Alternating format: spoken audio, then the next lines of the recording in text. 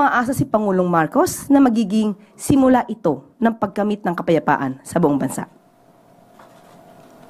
At ito po ang good news natin sa araw na ito. So maaari na po tayong sumagot sa inyong mga katanungan. Let's start with Alvin Baltazar, Radio Pilipinas.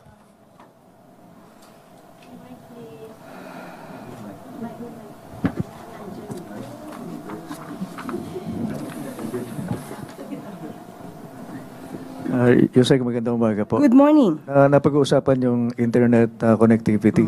Ano ba yung mga challenges na kinakaharap dito sa pagpapatupad ng internet connectivity, lalo na doon sa mga remote area, sa mga liblib na lugar? Of course, hindi ganun kadali ito, lalo na sinabi mo nga, liblib na lugar. So, kinakailangan talaga dito ng infrastruktura. At nabanggit din po na tayo ay maaari makipag-ugnayan, makipag-collaborate sa mga pribadong korporasyon para po maisakatuparan ito. I was about to ask that, Yusek, yung partnership natin doon sa, sa private sector. Meron po. Opo. Salamat po, Yusek. Clay Pardilla, PTV. Good morning po, Yusek Claire. The government envisions the Philippines as an investment hub. How does bringing internet access to GIDAS accelerate this vision? Thank you po. Of course, nowadays, using internet is not just a luxury. It's a necessity. So with this, if we can improve the access of all the Filipino peoples to internet so that they can at least research, make a good use of this internet, it will definitely improve the livelihood, not only the livelihood, even the intellectual capacity of every Filipino. Raquel Bayan, Radio Pilipinas. Good morning, Yusek. Doon naman po sa naging meeting ni Pangulong Marcos doon si Eastern Visayas, nabanggit rin po sa kanya yung ilang problema sa lugar tulad ng water and energy supply infrastructure, tsaka yung sa health. Ano po kaya naging directive ng Pangulong? Ito po ay talaga pong pinagtutuunan ng Pangulo ang Eastern Visayas, lalo po't nakita na po niya ang personal kung ano po talagang pangangailangan ng mga kababayan po natin sa Eastern Visayas. Sinabi po natin kanina sa magandang balita po natin na talaga pong pagtutuunan ng pansin kung ano man ang pagkukulang sa nasabing lugar. Ma'am, on another topic, si General Manager po ng MRT3 na relieve po sa post. Baka would you know kung bakit po kaya or kung may kapalit na po? Ang sabi po sa atin ay nakapagsabita po yata ng listahan, nakapagsabita po sa PMS at hinihintay na naman po kung sino po ang maaaring maging susunod na GM sa MRT. Listahan, meaning may shortlist, ma'am. Meron na po. Ilan po kaya yung pangalan na Wala po akong personal knowledge pero naisabita po ito. Pierre Pastor, Billionario News Channel. Hi, Attorney. This question is from yesterday pa. Wala po ba talagang repercussions yung ginagawa nating pag-assist? Ginawa nating pag-assist doon sa pag-arrest? Like yung we provided the airplane, mga ganun po. Wala po ba itong magiging masamang epekto? Mas magkakaroon po ng repercussion kapag po hindi tayo tumugon sa ating obligasyon na makipag-cooperate sa Interpol. Yeah, since hindi na tayo member, yun ang... Hindi naman po ang konsiderasyon dito ay yung pagiging miyembro ng ICC. Ang konsiderasyon pong ibinibigay natin dito ay yung pakikipag-cooperate po sa Interpol. Thank you. Christian Yusores, Radio 630. Magandang umaga po, Yusek. Ano po ang reaksyon ng Pangulo o ng Palasyo po doon sa desisyon ng Office of the Solicitor General na recusal o pag-atras po na maging kinatawan ng gobyerno sa mga petisyon sa Supreme Court kaugnay po ng pag-aresto kay dating Pangulong Duterte? Iginit po kasi ng OSG na wala nang kahit anong legal obligation ang gobyerno na makipagtulungan sa ICC dahil nga daw po hindi na tayo miyembro ng Rome Statute. Okay. Sa kanya pong manifestation, sinabi he wants to recuse himself to represent because he cannot effectively represent the government. First, okay? Ginagamit po kasi ito ng ibang mga partido na di umanong naniniwala ang Solgen na may kamalian sa ginawa ng pamahalaan sa pakikipagtulungan sa Interpol. Maliwanag po kung inyong nabasa ang manifestation po ni Solgen Maynardo Guevara. Binanggit lamang po niya na siya po ay naniniwala na walang jurisdiksyon ang ICC sa Pilipinas. Yan din naman po ang tinura noon pa ng Pangulo. Pero hindi po niya nabanggit kailanman sa kanya manifestation na mali ang pakikipagtulungan ng gobyerno sa Interpol. Yun po. So, kung hindi po niya kakayanin ipagtanggol ang gobyerno, ang mga opisyal po ng gobyerno na tumugon sa Interpol, siguro sa kanya pong damdamin lamang po yun. One follow-up lang po, ma'am. May possibility po ba na palitan ang Solicitor General kasi parang he defied yung mandato niya na maging representative po ng gobyerno sa mga kaso? Wala pa pong napag-uusapan dyan dahil napakabago po talaga nito. Lumabas lang po yata ito kagabi. Pero siguro po mas maganda po kung mismo si Solgen ang mag-assess sa sarili niya kung siya pa po ba ay nararapat na tumayo bilang Solicitor General. Follow-up to the same question, Tuesday New DZWB. Good morning, Yusek.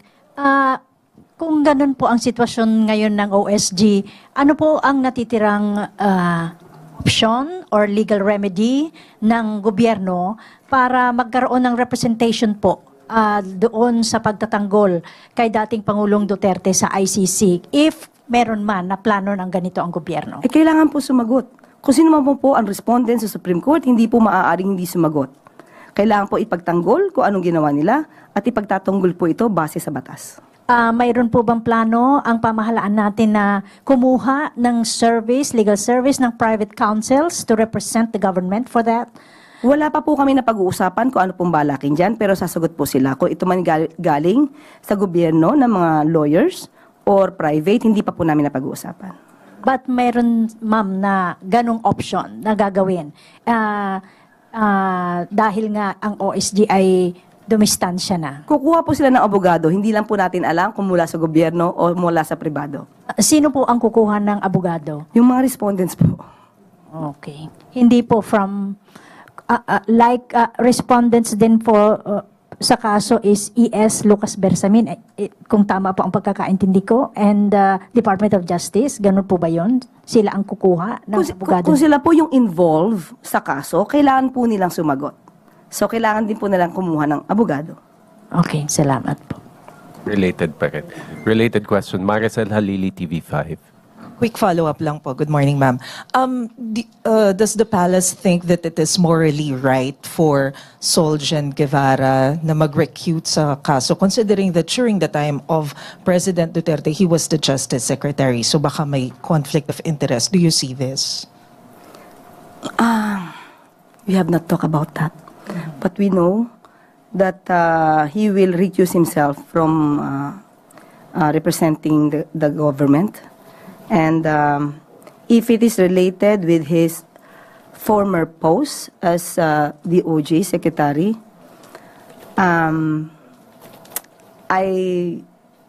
we have not yet discussed about that. Follow-up, Ivan Mayrina, GMA Integrated News. Attorney Panelo views this act by the Solgen as a win, as in fact something that strengthens their case, questioning the jurisdiction of the ICC.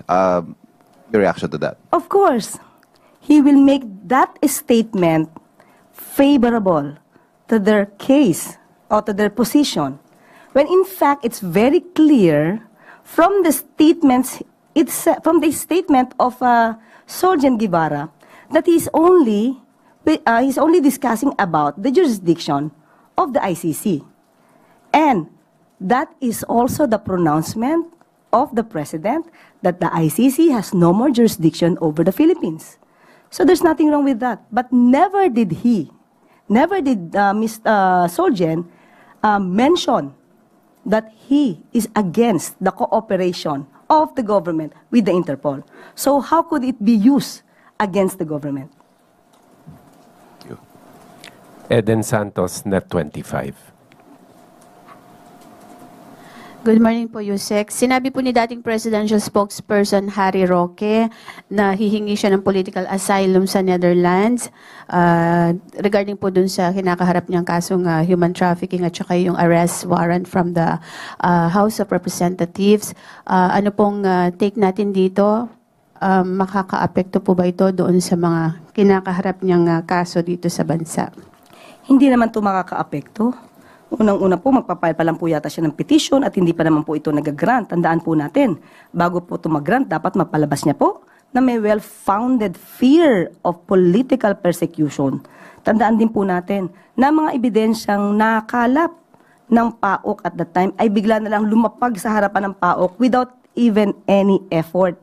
Nakita lang po itong mga dokumentong to, bank documents ni Attorney Harry Roque sa Lucky South 99. Nakita rin ang mga dokumento ng kanyang assistant, A.R. De La Serna, in Lucky South 99. Third, there is also a document referring to contract of lease with a certain manager, alleged manager, of Lucky South 99. Bumaksak lang din po yan sa harapan ng PAOK.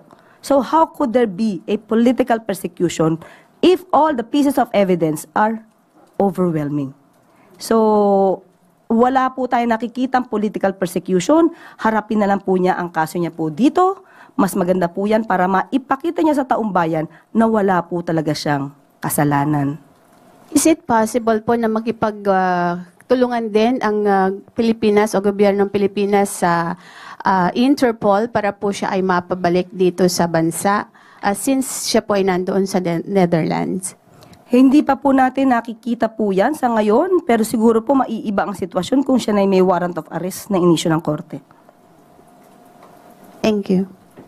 Related po. Sige. ICC. Okay. Gilbert Perdez, DWIZ. Good morning po, Yusek. Yung mula ho nang dalhin sa ICC yung dating Pangulong Duterte, dumami po yung mga abogado at saka yung mga legal experts na nagsasalita about sa case at pati na rin po sa kampo ng dating pangulo at umaabot po sa punto na pati yung merits po ng kaso ay natatouch na. Possible ho ba na malabag dito yung sub judice rule or applicable po ba yung rule na ito sa kaso before the ICC po?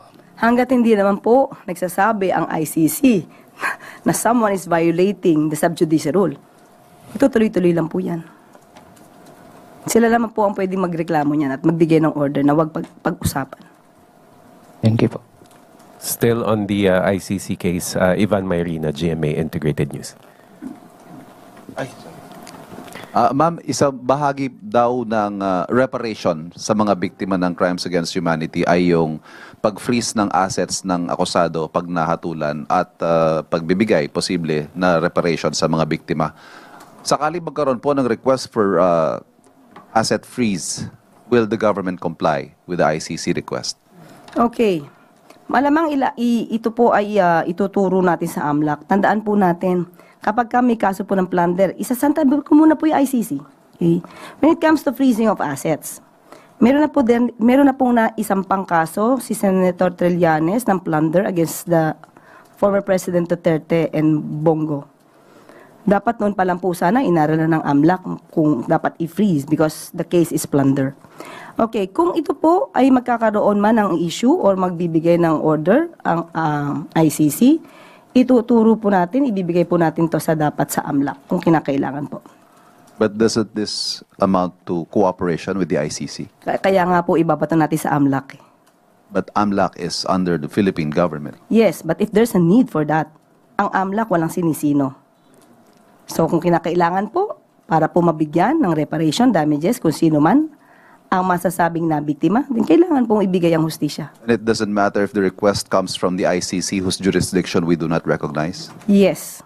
Because dapat natin ibigay kung anong dapat na maibigay na hustisya. Thank you. Kat Domingo, ABS-CBN.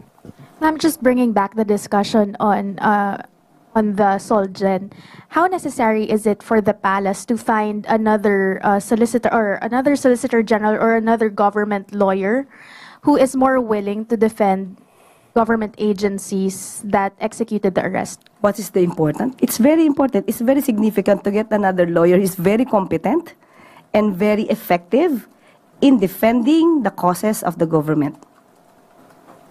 And do you not see that coming from Solgen Guevara as of now? As of the moment, he said he cannot effectively represent the government, so it comes from him. Your assessment, does this warrant a resignation? Well, as I've told a while ago, he should assess himself. But would you at least recommend to the president? No, I would not. A final question from my end, ma'am. With the agencies involved or yung mga accused po dun sa case, or not really the case but the petition, would they receive some sort of assistance from the national government, particularly in Malacanang, when it comes to dealing with this case now that the Solgen has recused? If it talks about official duty, I believe it should be the assistance from the government should be given, considering that it is official duty. They are not performing in their private capacity. Chanel Salazar, DZXL. Good morning po, Yusek. Kahapon po kinasuhan ng QCPD-CIDG ang isang police vlogger ng inciting to sedition at paglabag sa Cybercrime Prevention Act dahil sa kanyang mga partisan post sa social media. Sinabi niya rin po directly kay Pangulo na kahit presidente ka pa ng Pilipinas, kung mali yung iutos mo sa akin, hindi kita susundin. Sino ka ba para sundin ko? Yun yung sabi niya sa kanyang vlog. Nakarating na po ba ito kay Pangulong Marcos? Ano pong reaction niya or any reaction po? Kahit sino naman po sigurong Pangulo, mabibigla po sa tinuran ng sinasabing opisyal, uniform personnel.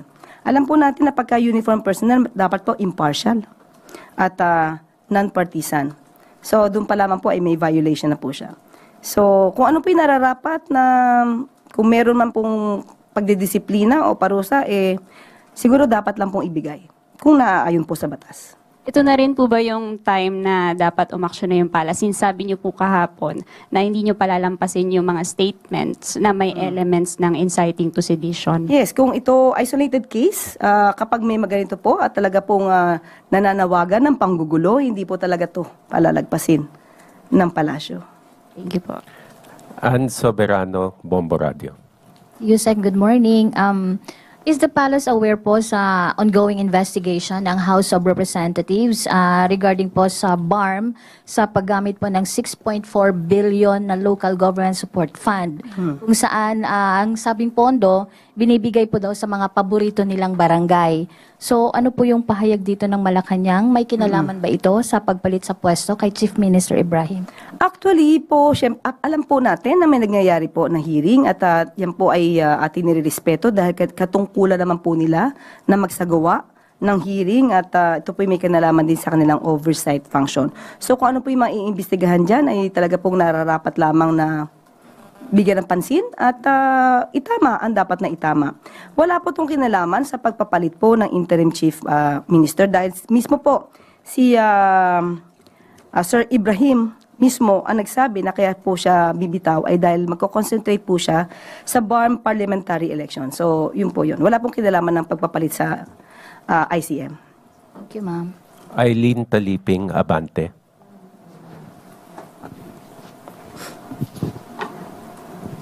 Good morning, Yusek. Lilis lang tayo ng konti kasi ito'y may kinalaman doon sa reklamon. Umaangal yung mga magsasaka sa Cagayan dahil binabarat yung kanilang presyo ng palay sa kanila. At ang nila pinapaikot doon ay dahil daw nag-i-import ang gobyerno, particular ni Pangulo, ng bigas.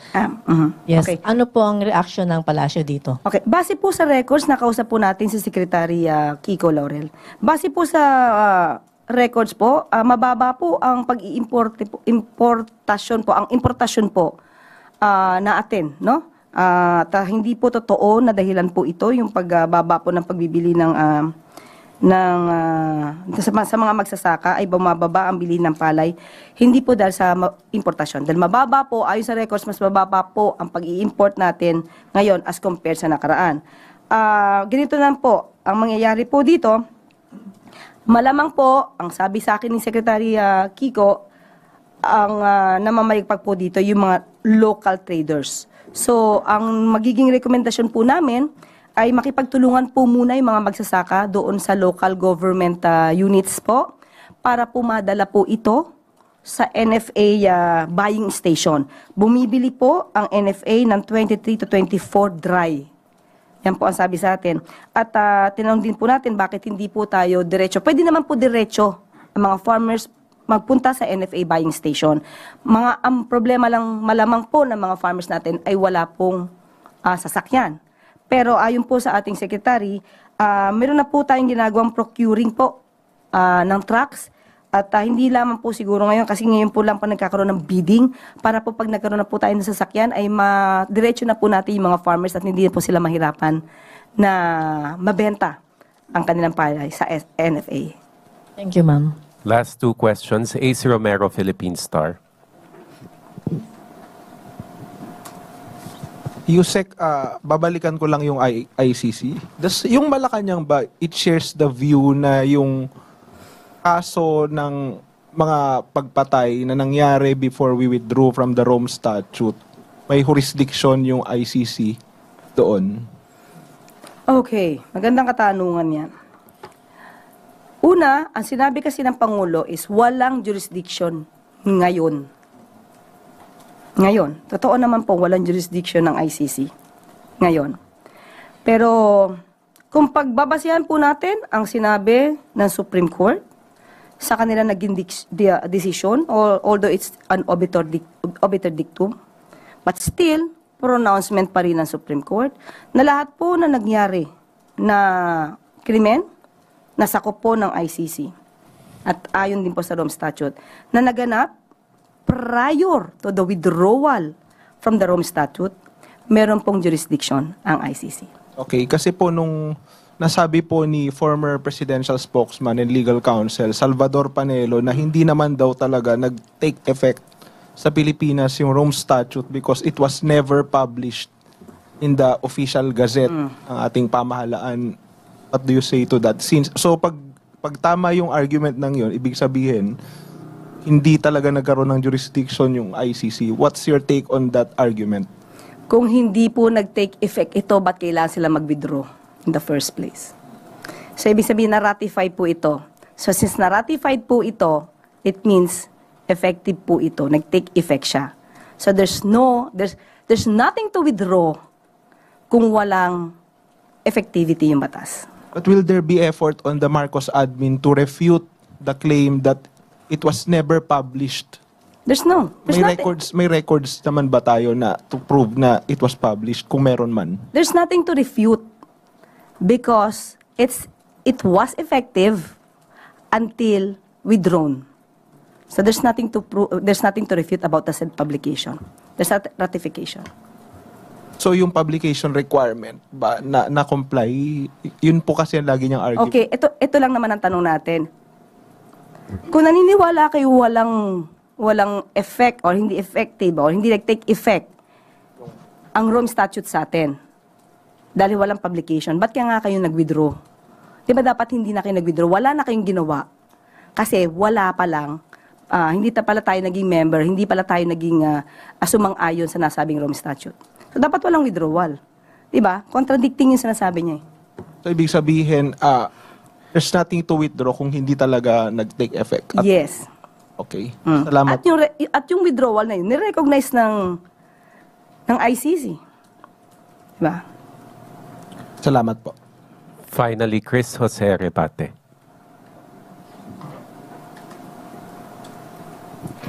Morning, ma'am. Yes, ma'am. May kumakalat po sa social media na may mga ilang OFWs ang pinupunit po yung picture ng mahal na Pangulo kasama po si First Lady. Ang sa kanila po, tinraidor daw po ng administrasyon ang Duterte, si former President Duterte at mga supporters nito. Reaction po, ma'am. Okay, hindi ako hindi ako magbigay ng aking opinion tungkol do sa social media na nagpakita na nagpupunit ng picture. Hindi ko alam kung valid yan or what. Doon tayo sa pagtatraidor na lang, ha? Okay, yung pagtatraidor sa Pangulong Duterte at sa mga supporters. Unang-una po, ano po ba dapat ang paano po nila masasabing nagtraidor? Kung tayo naman po ay tumutupad, uulitin po natin, tumutupad lamang po sa ating commitment na makipag-coordinate, makipag-cooperate sa Interpol. Pangalawa, hindi po pagtatraidor kung tayo man po ang kapwa nating Pilipino na siyang nagrereklamo ng madugong pagkitil ng buhay.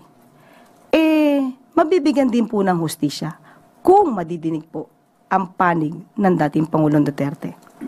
May pagtatraidor din po ba kung mismo tayo ay nagbibigay ng tsansa para ma-enjoy, no, ni dating Pangulong Duterte yung due process na pinagkait niya dati sa mga biktima ng EJK. So, sabi nga po nila, uulitin natin, buti pa nga po si dating Pangulong Duterte, yung mga pulis na nagsagawa po ng pag-aresto, hindi po sinabi na i-encourage si dating Pangulong Duterte na lumaban na lamang. Binigyan po siya, tinirato po siya, hindi lang bilang isang ordinaryong Pilipino, kung hindi dating Pangulo. Thank you po. Thank you for your questions. Thank you, Yusek Claire. At dito po nagtatapos ang ating briefing. Maraming salamat, Malacanang Press Corps. At magandang tanghali.